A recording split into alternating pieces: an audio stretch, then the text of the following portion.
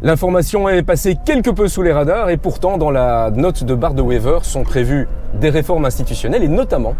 la disparition pure et simple du SPF Mobilité. 3 lettres qui ne vous disent peut-être pas grand-chose, mais le SPF est le dernier organe encore fédéral dans une mobilité complètement régionalisée en Belgique et c'est justement l'argument avancé par la Flandre et en particulier ici par la NVA pour justifier une décision de pleinement, intégralement régionaliser la mobilité.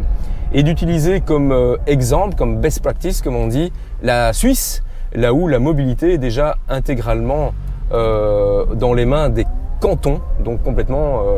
localisée, régionalisée. Mais là également, on n'a pas fait l'économie d'un organe central puisque l'équivalent du SPF existe également là-bas, c'est un office central. Il y a quelques semaines, j'avais eu l'occasion d'interviewer les différents présidents de partis francophones quant à leur programme de mobilité, c'était juste avant les élections. Et à la question que je leur posais sur le fait de savoir si la régionalisation de la mobilité, c'était pas le meilleur moyen de créer de l'immobilité, tous étaient plus ou moins d'accord avec le principe qu'il faudrait davantage centraliser cette mobilité, certainement dans un pays grand comme un mouchoir de poche. Alors derrière ces questions